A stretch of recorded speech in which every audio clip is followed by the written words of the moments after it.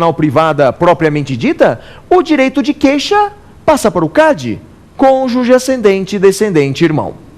Basicamente, são as duas coisas que você tem que saber sobre a ação penal privada propriamente dita. É a regra geral, acontece principalmente lá nos crimes contra a honra. E aí você tem que saber o prazo para oferecer a queixa. O prazo é de 6 meses do conhecimento da autoria e em caso de morte, o direito de queixa passa para o CAD, cônjuge, ascendente, descendente, irmão. Tudo bem? Vamos para a segunda espécie de ação privada. Ação privada personalíssima. Ação penal privada personalíssima. Meus amigos, o nome já diz tudo. Ação privada personalíssima é aquela que somente a vítima e mais ninguém pode oferecer a queixa-crime. Somente a vítima e mais ninguém pode oferecer a queixa, só ela. E alguém poderia perguntar, a OAB muitas vezes já perguntou, e se a vítima morrer? Respondo, se a vítima morrer, a consequência é a extinção da punibilidade. A extinção da punibilidade não passa para o CAD, não passa para ninguém. Se a vítima morrer, extingue a punibilidade. Quais são os crimes, eu pergunto a vocês? Quais são esses crimes de ação penal privada personalíssima? Bem, até 2005 eram 2 crimes. Um deles era o adultério. Só que adultério não é mais crime desde 2005. Portanto, meus amigos, no Brasil só temos um crime de ação privada personalíssima. Só um crime. O crime de induzimento em erro essencial ou ocultação de impedimento matrimonial. Que nome enorme, né? Nós encontramos esse crime lá no artigo 236 do Código Penal. Induzimento em erro essencial ou ocultação de impedimento matrimonial. Um crime relacionado ao casamento. Então, uma pessoa contrai casamento com outra pessoa, induzindo essa pessoa em erro essencial. Ou ocultando dessa pessoa o impedimento matrimonial absoluto. Isso é crime. E quem é que pode oferecer a queixa-crime? Quem é? Somente a vítima e mais ninguém. Ação privada é personalíssima. Se a vítima morrer, já era. Extingue a punibilidade. Ok? Essa é a ação privada personalíssima. Vamos para o terceiro e último tipo de ação privada. Ação privada subsidiária da pública. Ação privada subsidiária da pública. Essa é bem diferente das demais. Na ação privada subsidiária da pública, funciona da seguinte maneira, eu lhes explico. Se o promotor perde o prazo para oferecer a denúncia, preste atenção. Se o promotor perde o prazo para oferecer a denúncia, a vítima pode oferecer a queixa subsidiária. Repito para vocês. Se o promotor perde o prazo para a denúncia, a vítima pode oferecer a queixa subsidiária. A vítima pode oferecer a queixa em seu lugar. 2 coisas eu preciso esclarecer sobre isso. Primeiro, qual que é o prazo que os promotores têm para oferecer a denúncia? Qual o prazo das denúncias? Respondo. 5 dias, se o indiciado está preso. 15 dias, se o indiciado está solto. Esse é o prazo da denúncia. 5 dias se está preso, 15 dias se está solto. Então, se o promotor perde esse prazo para oferecer a denúncia, a vítima pode oferecer a queixa-crime em seu lugar.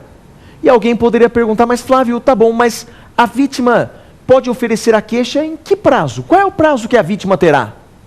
Respondo para vocês. A vítima terá o prazo de 6 meses a contar da inércia do promotor. Então, a vítima vai ter o prazo de 6 meses para oferecer essa queixa subsidiária. 6 meses a contar da inércia do MP. E alguém poderia perguntar, mas Flávio, então o Ministério Público ele desaparece daquela ação penal? Ele some daquela ação penal para nunca mais aparecer? Não é isso não. Não é isso que diz o artigo 29 do Código de Processo Penal. O artigo 29 do CPP, ele diz que, oferecida essa queixa subsidiária, o promotor continuará participando do processo, não como parte principal, mas como um interveniente adesivo necessário, ou seja, ele vai estar ali auxiliando o andamento do processo.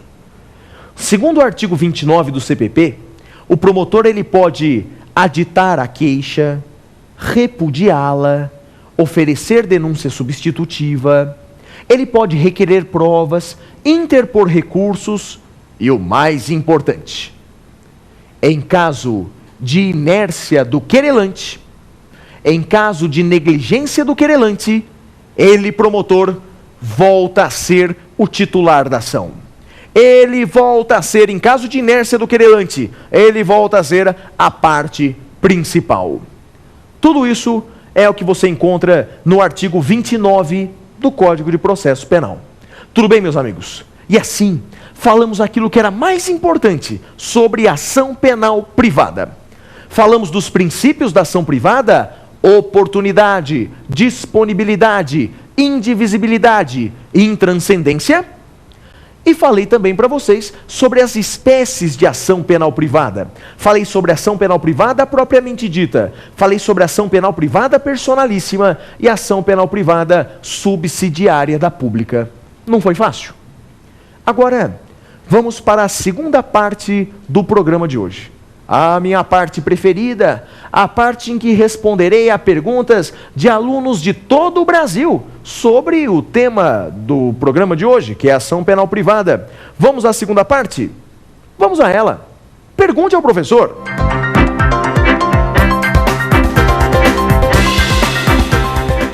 Muito bem, meus amigos, muito bem, minhas amigas.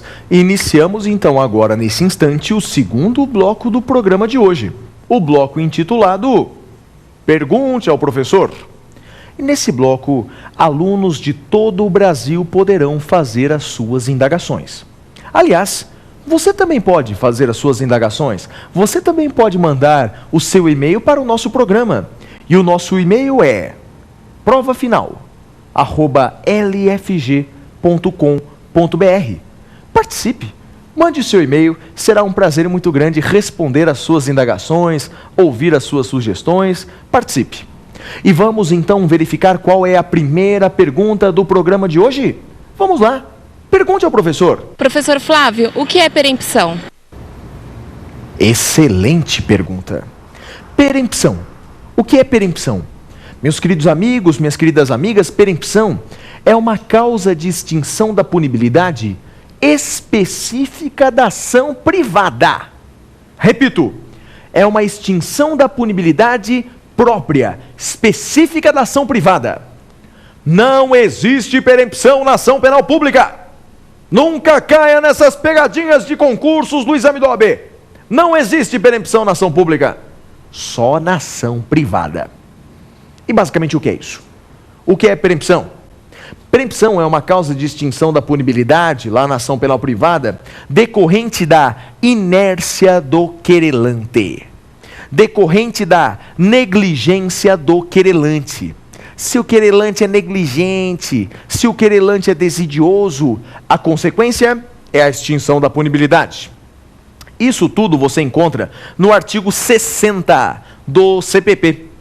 Artigo 60 do Código de Processo Penal traz as hipóteses de perempção, mas eu vou dar os exemplos principais para vocês. Primeiro exemplo lá de perempção que nós encontramos no artigo 60 do CPP. O querelante que não dá andamento ao processo por 30 dias seguidos. Imagine, o querelante intimado para dar seguimento ao processo, ele não o faz por 30 dias seguidos. Consequência disso, extinção da punibilidade. Outro exemplo, meus amigos, de causa de extinção da punibilidade pela perempção. Em caso de morte do ofendido. O ofendido morreu. O CAD, lembra do CAD? Cônjuge, ascendente, descendente, irmão. O CAD não dá andamento ao processo por 60 dias seguidos. Também é uma hipótese de perempção. Há outro caso também, lá no artigo 60, o querelante que não comparece numa audiência que deveria estar presente. Imagine o querelante é devidamente intimado para participar de um ato e de forma injustificada, ele não vai. Ele não comparece sem dar justo motivo. Consequência disso, perempção. Mais um exemplo de perempção. Se o querelante lá no final do processo, ele não pede a condenação, lá nas suas alegações finais ou nos seus